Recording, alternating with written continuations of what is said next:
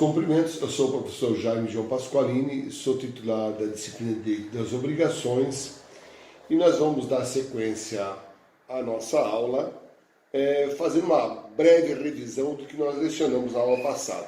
Na aula passada, nós falamos sobre as obrigações de dar, que compreende dar coisa certa ou coisa incerta. As obrigações de dar coisa incerta compreendem entregar, restituir ou pagar. Tudo isso nós falamos na aula passada. E também falamos das obrigações de dar coisa incerta. Lembra? Coisa incerta não é qualquer coisa. Há que ser especificado ao menos o gênero e a quantidade.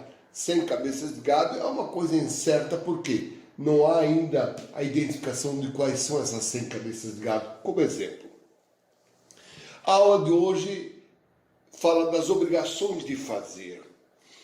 Quando você contrata alguém para pintar a sua casa, você está contratando alguém para uma obrigação de fazer. Quando você contrata um construtor para construir a sua casa, é uma obrigação de fazer. Quando você contrata a cabeleireira para pintar o seu cabelo ou fazer as suas unhas, é uma obrigação de fazer, certo? Então, não só esse tipo de serviço, mas também atos. Por exemplo, quando você compra uma casa por contrato de gaveta, que tem valor jurídico, né? A pessoa que vendeu se obriga a passar a escritura, a assinar a escritura. É uma obrigação de fazer. Repare o seguinte, sempre que uma pessoa se obriga por contrato, e o contrato pode ser escrito ou verbal, não é que tem o mesmo valor jurídico. Contrato é contrato. Todo ele tem valor jurídico. Só que se você fez um documento, um contrato, você entra com o processo de execução, porque você tem um título executivo. Mas se você não tem um contrato escrito, só tem o contrato verbal, você também consegue o seu direito. Mas daí vai ter que provar testemunhas, documentos e tudo mais, através do processo de conhecimento. Repare o seguinte, quando você tem um documento que a pessoa se obriga a passar a escritura, você entra na justiça pedindo ao juiz que faça-o assinar a escritura.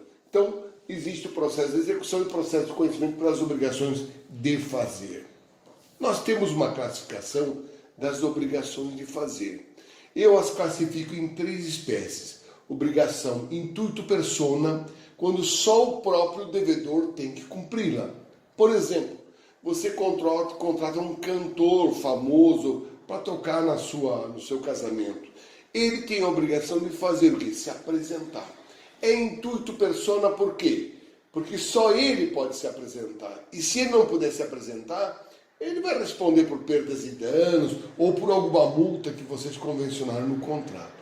Então, na classificação das obrigações de fazer, nós temos intuito persona e temos as obrigações infungíveis. O que são obrigações infungíveis? São aquelas que só o próprio devedor pode cumprir, mas o juiz pode fixar uma multa chamada de astreinte, ou então a sentença do juiz substitui o ato de assinar do devedor. Supomos que você compra um carro, recebe o carro, mas o devedor ainda não assinou o recibo de compra e venda. Ele tem a obrigação de assinar esse recibo de compra e venda. Portanto, você entra com o processo de conhecimento e pede para o juiz assinar por ele, ou fixar uma astreinte, né, para que num prazo X ele assine aquele documento, porque é uma obrigação infungível. Então, existem alternativas para você exigir o teu direito. Ou o juiz fixa uma astreinte, ou a sentença do juiz substitui aquele ato do devedor. Temos também as obrigações fungíveis. Por exemplo, você sabe o significado de fungível e infungível. Fungível pode ser trocado por outro. Então você contrata uma empresa para pintar a sua casa e tem urgência e a empresa não pinta. Você pode pedir que um terceiro faça a pintura da casa porque não é uma obrigação intuito persona só ela. É uma pintura de casa, qualquer um pode fazer. Eu apenas quero lembrar que nas obrigações de fazer infungíveis, normalmente ela se caracteriza quando você se obriga a escriturar uma casa que você vendeu por contrato particular e esse contrato é chamado de pacto de contrarrendo. O que é o pacto de contrarrendo? É o contrato preliminar que o novo Código Civil estabelece. Portanto, se você tem um contrato de gaveta e alguém diz, isso não vale nada, vale sim. Contrato é contrato, escrito ou verbal, tem valor jurídico. O contrato particular, aquele de gaveta, quando se trata de compra e venda de imóvel, tem valor. E você pode obrigar o que vendeu a assinar a escritura. Essa é uma obrigação de fazer. E para finalizar esse capítulo, nós vamos falar da obrigação de não fazer. E eu começo dando um bom exemplo. A Rede Globo, nesse programa seriado Big Brother Brasil, contrata aqueles personagens que ficam reclusos, enclausurados na casa por um certo período. E quando eles assinam um contrato de permanência na casa, de se sujeitar às regras da casa, eles também assinam lá cláusulas daquele contrato, dizendo que quando saírem da casa, não podem dar entrevista para outros programas de televisão por um certo período. Não podem participar de para outros programas de televisão por um certo período. O que significa isso? São obrigações de não fazer. Normalmente a pessoa poderia fazer e se obriga a não fazer. Essa é uma obrigação de não fazer, que, se descumprida, vamos supor que esse moço, essa moça, se obrigou a não participar de programa de televisão quando saísse da casa. E ele quebra o contrato e vai lá e dá uma entrevista ou participa. Ele está sujeito a perdas e danos, ou se tiver fixado uma cláusula penal no contrato, uma multa, como nós chamamos. Aí ele vai ter que pagar essa multa. Só lembrar que quando se fala que um contrato é bem amarrado, é quando ele prevê uma penalidade para cada cláusula não cumprida. Por exemplo, você contrata alguém, aluga o seu apartamento e coloca no contrato: proibido colocar cachorro, levar animais.